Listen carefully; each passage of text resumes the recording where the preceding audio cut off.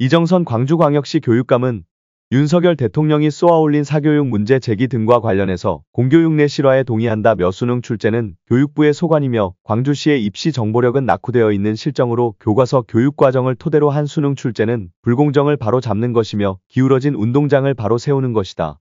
그러나 변별력은 교육부가 창의성을 가지고 풀어야 할 숙제다라고 밝혔습니다. 하지만 이번 사교육 문제 제기는 타이밍이 잘못됐다며 아무리 좋은 교육 정책도 학생들에게 혼란을 주어선 안 되는데 벌써부터 교육 현장은 혼란이 야기되고 있다. 교육 정책은 단기적인 실행이 아닌 중장기적인 계획으로 길게 보고 시행해야 한다고 덧붙였습니다. 이 교육감은 지난 27일 광주 전남 발전을 기치로 내세운 호남미디어협의회와의 간담회 자리에서 기자들의 질문에 밝힌 견해입니다.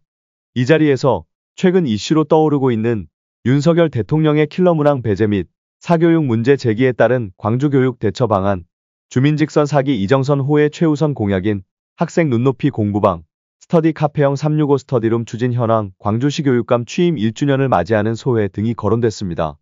이 교육감은 주민직선 사기 이정선 호의 공약 이행 질의에 대해 집무실 내에 설치된 공약 이행 프로세스 전광판을 가리키며 지난해 6월 교육감 취임 시 약속했던 66개 공약 사항을 늘 가슴에 품고 행하고 있다며 현재 공약 이행률은 38.2%이며 핵심 공약인 카페형 365 스터디룸은 광주 학생들의 실력 향상을 위한 교육 정책으로 교육청은 학생들이 하고 싶은 것을 하게끔 하는 분위기를 조성해주고 학생들에게 자율성과 주도력을 부여하는 정책으로 큰 호응을 얻고 큰 효과를 보고 있다고 설명했습니다.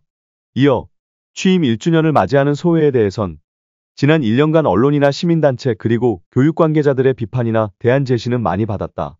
받을 것은 받고 버릴 것은 버리겠다. 우리 교육당국의 목표인 우리 아이들을 방정하고 올곧게 키우는 데 최선을 다할 것이라고 강조했습니다. 감사합니다. 그러니까 우리 윤 대통령께서 킬러 발언 하셨지 않습니까? 네. 결국은 이제 사교육비 경감 방안으로 저희는 이제 그런 얘기를 했다고 보는데 우리 교육감님은 이제 그 부분에 대해서 어떤 생각을 갖고 계시는지 또 그게 맞는 발언인지 한번 소견 한번 듣고 싶습니다. 그래요. 네. 큰 틀에서 보면은 공교육 내실화를 통해서 사교육비 절감을 해야 되는 게 맞는 것 같습니다. 제가 보기에는. 네. 특히 이제 강남에 가면은 거대 사교육 시장이 형성돼 있고 그 가진 자들만이 갖는 사교육 시장에서의 그들만이 갖고 있는 정보, 네. 또 그들만이 갖고 있는 입시 노하우가 있습니다. 네. 특히 농어촌이나 지역에 있는 사람일수록 그런 정보에 대한 접근이 굉장히 떨어져 있고 특히 우리 광주도 마찬가지로 이 입시에 대한 정보력이 워낙 낙후돼 있다 보니까 네. 우리 아이들이 갖고 있는 실력을 제대로 발휘 못하는 불이익을 상대적으로 많이 받아왔다라고 네. 봅니다. 그래서 이제 수능이 어떻게 출제돼야 될 것인가에 대해서는 교육부가 판단할 문제이긴 하나 우리도 일단은 거기에 관련돼 있는 사람들이기 때문에 학교에서 배운 내용 중에 즉 교육과정 속에서 수능이 출제되는 것이 그 기울어진 사교육 시장을 이 불공정을 잡는 방법이다. 근데 교육과정 안에서만 나오면 이제 또 변별력에 이게 문제가 있단 말이에요. 잘하는 사람과 못하는 사람을 만약에 거르는 시험이라면 이 변별력에 또 문제가 있다 보니까 출제자들이 얼만큼 창의성을 발휘해서 교과서 안에서 변별력을 갖게 하느냐. 이게 이제 수능과 관련해서는 가장 큰 관건이고 이 수능이 아까 이야기한 것처럼 강남의 사교육 시장하고 또 연결이 돼 있다 보니 그렇지 않는 지역에 사는 사람에게는 불이익을 줄 수밖에 없다. 불공평할 수밖에 없다. 그래서 이 불공평을 바로잡는 건 맞다. 저는 이렇게 봅니다. 킬러 문항은 예컨대 국어 이제 교과마다 다릅니다.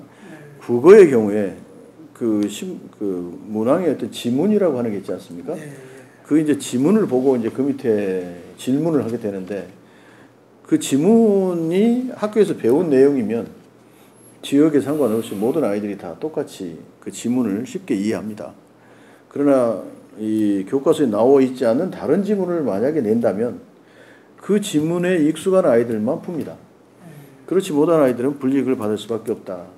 근데 이 지문이 이 강남의 사교육 시장에서는 널리 익숙한 지문이라면 그렇지 않는 지역은 불공평하다. 그래서 이 지문을 배제하는 것은 맞다라고 봅니다. 제가 보기에는. 그게 이제 소위 그 킬러 문항이 될지 어쩔지는 아직은 모르겠는데 수학의 경우도 이제 고난이도의 문제는 우리 지역 같은 데에서는 그러한 고난이도의 문제를 풀 만큼 학교 교육이 충분히 준비가 되어 있지 못하다. 그런 거에 대한 정보도 부족하다. 라고 한다면 우리 지역으로 봤을 때는 그러한 고난이도의 문제가 시험 문제에서도 배제돼야 되는 것이 공평할 수 있을 거다. 이제 이러한 것들은 입시는 정책 자체가 바로바로 바뀌면 혼란스러우니까 미리미리 준비해가지고 그 몇 년 전부터 발표를 해서 그러한 그 입시의 방향이 정해져야 그리고 나서 시행돼야 되는 게 맞다. 근데 이제 타이밍이 문제인 것 같습니다. 이번에 윤 대통령 발언의 가장 하여간 그 문제 중에 하나는 뭐 수능이 얼마 남지 않는데 바로 이제 이번 수능부터 당장에 바꾼다라고 하면 아무리 좋은 정책도 일단 혼란을 야기할 수밖에 없는 거고 그러한 점에 있어서 뭐 내년 수능에 대해서 올해 미리 이제 킬러 문항이 됐건 고난이도 문항이 됐건 이런 것들은 좀 배제하는 쪽으로 입시 방향을 잡겠다라고 했다면 사교육 시장에 대한 그 절감하는 효과, 공교육을 내시로 하려고 하는 노력 이런 것들이 일부는 반영될 수 있었지 않았을까. 그래서 일단은 수능이 불공평하게 지역 학생들에게 불공평하게 주어져서는 안 된다라고 하는 거하고 입시 정책은 타이밍이 중요하다. 이 두 가지가 좀 분리되지 않을까 싶습니다. 저는 그 교육관님 잘 알고 계시는데 66개 공약 중에 첫 번째 365 스터디룸 여기 지금 어느 정도 실행되고 있고 또 어느 정도 지금 구체적으로 되고 있는지 그 교육관님 아주 저기 중요한 지적 사항인데. 아니 저기 38.2%라고 지금 공약 추진율 66개가 지금 저기에 있습니다. 예. 지금 그중에 첫 번째거든요. 365 스터디룸이 지금 상당히 많이 진척돼 있을 건데요. 그 단순하게 저희는 365 스터디 카페 그냥 하나의 그 기능적인 그러한 정책으로 내놓은 게 아니라 근본적으로 우리가 갖고 있는 교육에 대한 어떤 생각이 반영된 작품입니다.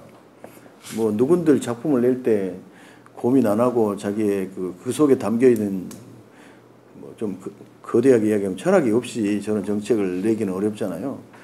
근데 이제 저희는 그 학생 주도적인 그리고 학생의 자율적인 그러니까 학생 주도성과 자율성 이걸 굉장히 강조합니다. 그러니까 학생이 자기 스스로 하고 싶은 것이 무언가 하고 싶은 걸 하게 해주는 것이 우리들의 기본적인 하여간 아이디어입니다. 그러면 우리가 그러잖아요. 아이들이 집에 있을 때보다 학교 있기를 더 좋아하게 만들어주면 집에 안 가고 일찍 안 가고 학교에 남을 거 아닙니까? 이게 그 우리 표현으로 하면 이게 바다를 그리워하게 해주자라는 건데요. 옛날에는 고기를 막 억지로 잡아서 줬어요. 이 고기 싫어하는 사람, 좋아하는 사람 상관없이. 예. 그런 다음에 나온 게 이제 고기 잡는 방법을 알려달라 주자라고 하는 거였어요. 이게. 그래서 이제 스스로 고기를 좀 잡게 해보자. 그런데 방법을 안 알려줘도 요즘 아이들은 하고 싶은 것은 찾아서 합니다.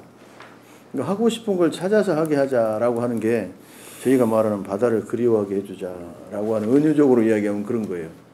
애들이 BTS를 좋아하면요.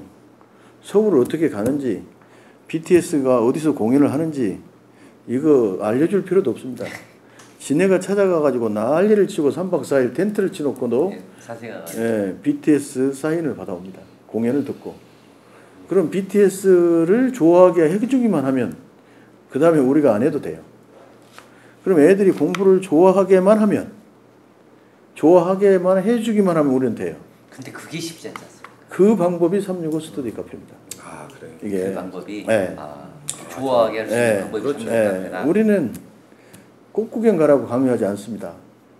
그냥 예쁜 꽃을 많이 심어주면 돼. 그러면 애들은 꽃 구경을 갑니다. 그래서 유치하게 우리는 영교시 수업, 강제 야간 자율학습 이런 거 뭐 강요도 안 하고 관심도 없습니다. 그건 20세기적인 사고예요. 애들 싫어하는 애들 아침에 30분 먼저 나와서 공부하게 시킨들 효과가 있겠어요? 전혀 없습니다. 싫어하는 애들 방과 후에 강제로 야간 자율학습 시킨들 애들이 하기 싫은 걸 시키면 하겠어요? 요즘 MZ세대들은 안 합니다. 수학을 예로 들어볼게요. 수학이 왜 수포자가 많이 나오는가? 수학은 위계적이고 단계적인 교육 과목이라 기초가 닦이지 않으면 갈수록 수업 교수선이 누적돼가지고 수학을 못해요. 그러면 이 수학이 싫은 사람, 수학을 못한 사람들이 수업 시간이 어떻게 했어요? 졸죠. 졸고 하기 싫고 뭐 그 얼마나 따분하고 막 지겨워하겠습니까? 몸이 뒤틀리고. 이 수학 못한다고 어떻게 해요? 수학 잘하게 해주겠다고 우리들 사고로 애들 방과 후에 남아가지고 강제로 수학 2시간 자율학습 시켜버려요. 강제로 보충형 수업 시켜버려요. 그럼 얘는 이제 수학 없는 세상에 살고 싶지 않겠습니까? 이게 이 강요하면은 수학 혐오증이 생겨버립니다. 우리가 그런 교육을 하고 있어요. 여기 들어오다 보면 아마 피켓 많이 들고 있을 겁니다. 애들 잠 좀 재우자. 애들 자고 싶은 애기들은 자겠죠. 자기 싫은 애기들까지 왜 재우려고 그래? 자기들이 하고 싶은 걸 했을 때 가장 능률적인 효과가 있다. 말씀드리지만 학습의 결과는, 성과는 시간의 함수가 더 이상 아닙니다. 저는 엉덩이가 큰데 다른 사람보다 저희 때에는 오래 앉아있으면 공부를 잘했다고 그래요. 그런데 지금은 하고 싶을 때 집중하는 것이 제일 효과가 있습니다. 하고 싶게 해주는 것, 이게 우리가 해야 할 일입니다. 그래서 우리는 스터디 카페도 마음 편한 화장실도 그냥 단순히 환경 개선이 아니다. 이거는 아이들이 하고 싶은 것을 하고 싶도록 만들어주기 위해서는 뭘 해야 되는가에 대한 우리들의 생각이 반영된 거, 우리들의 고민 결과 나온 거예요. 그게. 그래서 365 스터디 카페 요즘 핫하고 뜨더라. 그냥 단순히 그런 수준이 아닙니다. 우리의 교육에 대한 기본적인 생각의 반영물이고 그 결과 나온 거라고 말씀을 드리고요. 싶고요. 요즘 또 뜨는 게 학생 야외 버스킹입니다. 동서남북 광산까지 다 한 번씩 했는데 제일 많았을 때는 1,500명 모였어요. 애들이. 근데 이거 쉽게 얘기하면 밖에 나서 막 댄스하고 노래 부르고 막 애기들 뭡니까 막 기타 치고 막 그런 거예요. 근데 중고등학교 애기들이 얼마나 이 억눌린 이 감정들이 아니면 억눌린 표현하고 싶은 욕구들이 분출되냐면 그냥 노래가 나오면 다 춰요. 춤을.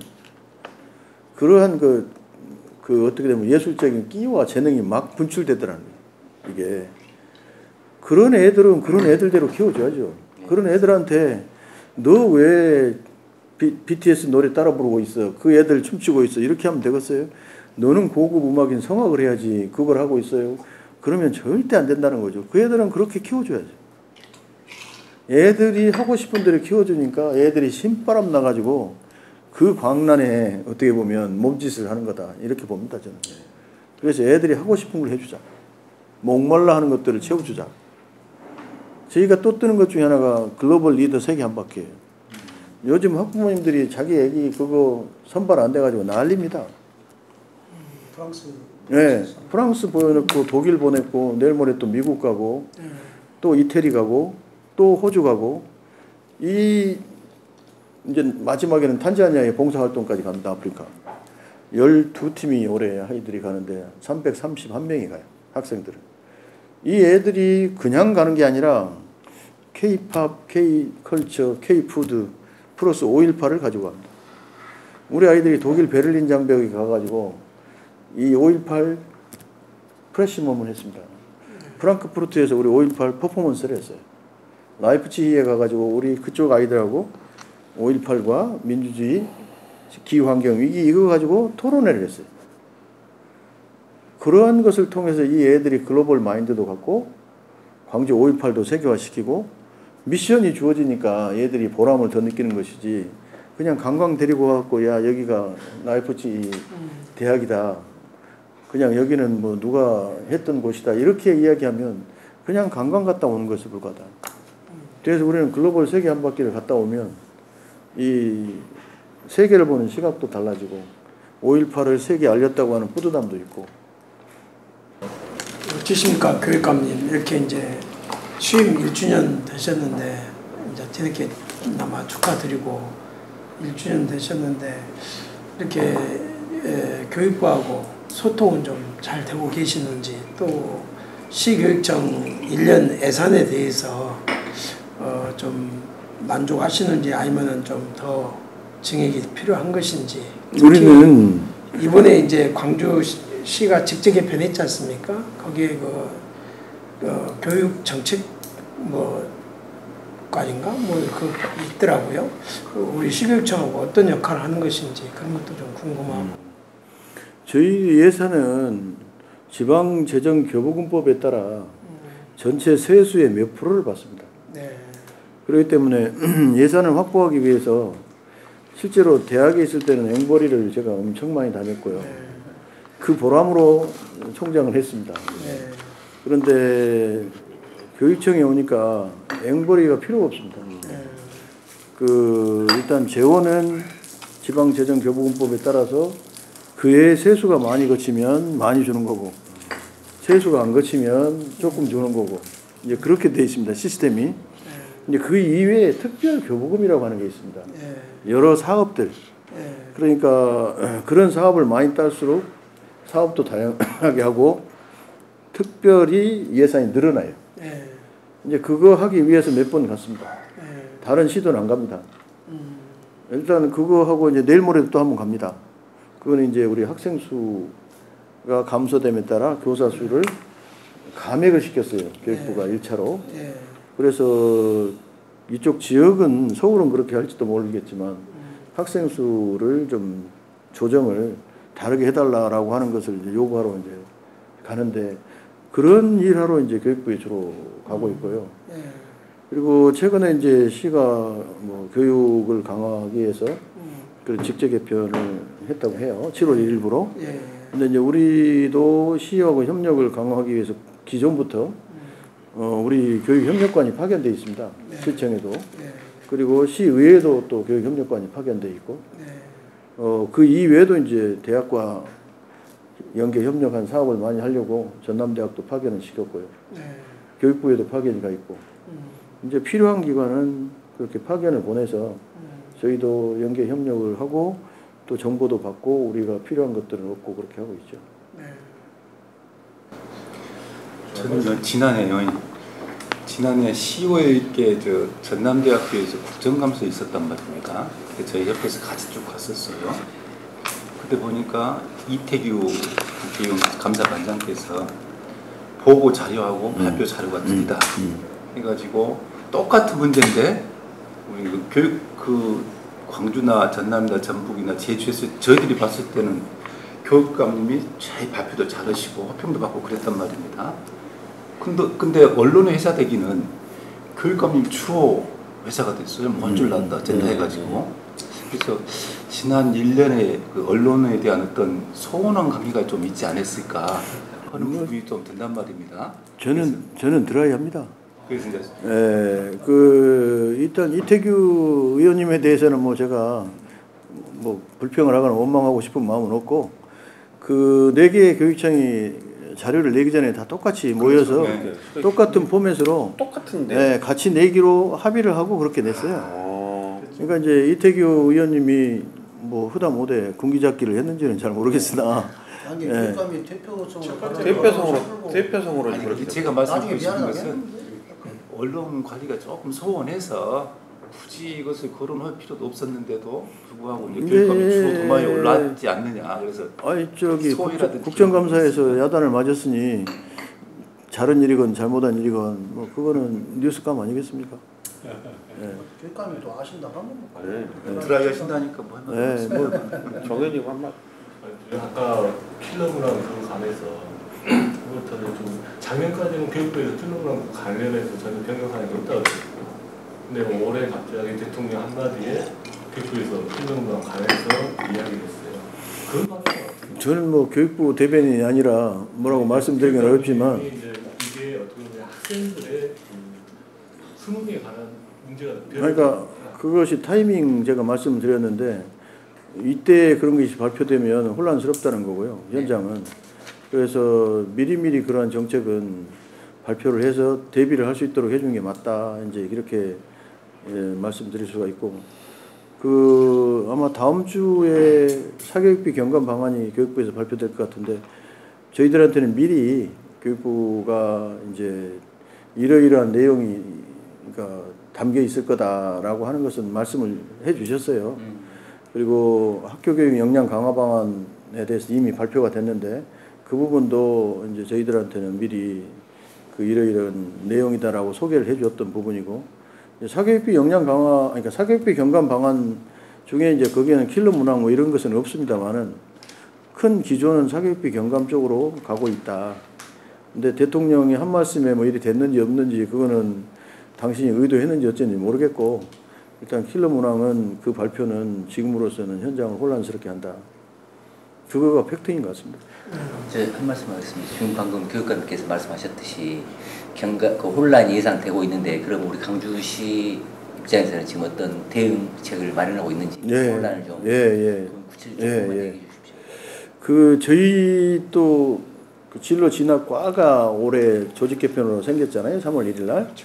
그래서 학부모님들한테 굉장히 호평받은 것 중에 하나가 진로 진학에 관한 이 설명회입니다. 정책 설명회.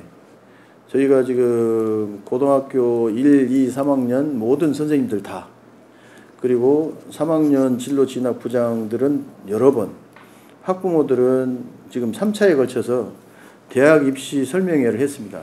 그리고 앞으로도 이거는 7월 15, 16일 날 대학 입시 박람회를 해요. 진로 진학 박람회를. 우리가 1박 2일로 합니다. 전국의 모든 대학들이 옵니다.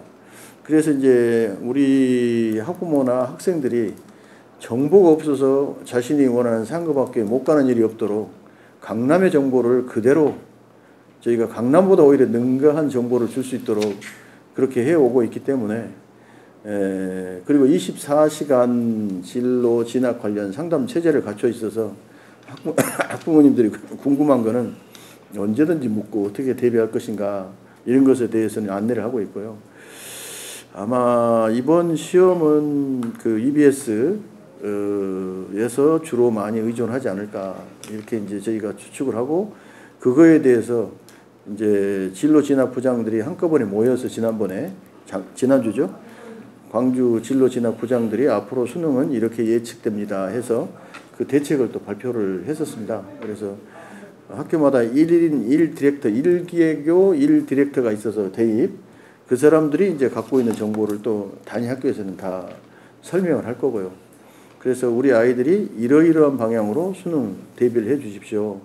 이렇게 이제 다 소개를 이미 끝냈습니다. 아마 크게 그 대비하는 데는 우리 지역은 변동이 크게 많지는 않을 거다. 왜 우리는 강남에서 그 주로 다루는 아까 이야기하는 교과서에 안 나오는 지문을 우리는 거의 다루지 못했기 때문에 이거 말고 교과서에 충실한 그러한 지문에 더 충실해지면 되지 않을까 이렇게 봅니다. 교육감 그 교육감께서 또 하나에도 놓치지 않겠다는 캐치플레이를 내세우셔가지고 해피는 1호 공약이신데 부산급식이 좀 무산이 됐는데 그게 아쉬운 분이 좀 계시네요. 네, 아쉽죠. 저희가 이제 그걸 기획할 단계에서는 그 조리 종사원 선생님들, 영양사 그리고 영양교사님들이랑 다 같이 그 대표성을 띈다는 사람들하고 상의를 해서 했는데 실제로 이제 그 대표성을 가진 사람들이 진짜 대표가 아니었어요. 어떻게 봐보면 거기에도 나름대로 이제 그 어떤 구조가 있을 거 아닙니까 내부에. 그래서 이제 거기에 우리가 하지 않았던 사람들이 이 협조를 못 하겠다는 거잖아요. 기본적으로 이제 조리 종사원들에게는 협조해 주시고 또 그들이 원하는 것을 저희가 또 그 쉽게 얘기하면 이제 근로 조건이나 아니면 노동 계약 관련 이런 것들에 대해서도 우리가 개선점을 같이 찾아보자라고 하는 거였고요. 그다음에 영양사들이 영양교사와 조금 차별되어지는 수당 문제도 좀 이번 기회에 우리가 같이 개선해서 종합적으로 해보자라고 하는 취지에서 방중 그 무상급식을 추진했었고, 이제 추진한다라고 했더니 이제 소통 부족이다, 뭐 패싱을 했다라고 해가지고 협조를 하지 않게 되다가 그들이 속한 이제 단체들, 특히 정교조나 민노총이나 이런 데서 이제 같이 우리는 방중 무상급식을 도와줄 수가 없다 해서 결국 무산이 됐고, 그래서 이제 그들이 들고 나온 게 협의체를 구성해 달라. 그래서 이제 협의체를 구성을 했는데 그분들은 그 노동조합으로만 협의체를 구성하자는 거였고, 저희는 이거에 관련되어진 학부모 학생 대표까지, 학교 대표까지 이렇게 넣어서 협의체를 구성해서 피우치지 않고 종합적이고 중립적으로 정책을 추진해 가자 했는데, 이제 그 협의체가 참여를 안 하겠다고 노동단체들은, 그래서 결국 협의체 구성이 지금 안 돼 있는 상황이고요. 그래서 이제 지금 저희는 그 부모의 마음으로 아이들에게 따뜻한 밥 한 끼를 줘야겠다. 그거는 방학 중이라고 해서 예가 아니다. 맞벌이 부부나 방학 때 굶는 아이들에게는 특별히 좀 줘야지 않겠는가. 그래서 이제 그것을 해야겠다고 하는 의지는 뭐 지금도 여전하고요. 예, 예. 그리고 이제 다만 뭐 조리 종사나 이제 하여간 조리원 선생님이나 그 급식 종사 선생님들이 이 노동 강도가 너무 강하고 힘들다면 그분들이 의존하지 않고도 해결할 수 있는 방법, 이러한 것들을 한번 찾아보겠다. 지금 그거를 풀 때 특히 고3 우리 수험생들이 있는 학교는 하루에 3식을 하거나 2식을 하는, 그래서 급식 종사 선생님들이 굉장히 더 힘들거든요.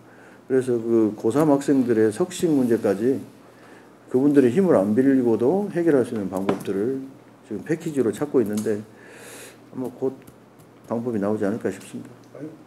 네. 시간이 좀 됐는데 그 1년간 그동안 그 교육관님 좀 서운한 그 부분이나 소회 느낀 교육의 수장으로서 느낀 점이 있으면 말씀 한마디 해주십시오. 아까 서운한 거 없다. 네, 서운한 거 없습니다. 그러니까 우리 언론은 언론의 본분이 있을 거고, 그러니까 늘 비판도 하고 뭐 대안도 제시해주고, 그래서 저희는 이제 그 중에 취사 선택해서 또 필요한 것들은 받아들이고 아닌 것은 뭐 또 속으로 아니다 이렇게 또 지나가기도 하고. 근데 다만 이제 저는 아직 정치인이라기보다는 뭐 학교에 오래 있었던 사람이고, 그래서 일관된 생각이나 우리 주장들에 대한 일관성, 그리고 어떤 정책에 대해서 그냥 남이 좋다고 해서 이렇게 겁만 가져오고 이런 것들에 대해서는 뭐 그렇게 저희가 선호하지 않습니다. 그래서 저의 어떤 철학이 묻어났거나 아니면 저의 오래된 그 고민에 흔적이 담겨 있는 그러한 정책들을 지금 개발을 해보려고 애를 쓰고 있고, 그런 정책이 실현되고 또 이러한 정책으로 인해서 우리 학생들이나 교육 그 수요자들이 만족한다면 우리는 거기에서 보람을 찾지, 그 외부에서 뭐 시의회에서 뭐라 하건 또 특정 교직단체가 뭐라 하건 언론이 뭐라 하건 당연히 그들은 그들의 시각에서 자기들이 할 말을 할 거고, 우리들은 우리들의 시각에서 시사 선택해서 또 우리들의 길을 가면 되니까 뭐 그런 것에 대해서 감정적으로 일희일비하거나 뭐 이렇게 하고 싶지는 않고요. 또 뭐 그게 한들 뭐 효과적이겠습니까? 뭐 그게 의미가 있겠습니까? 그래서 네, 그렇게 하려고 합니다. 박수 한번 치시죠. 네, 아이고 우리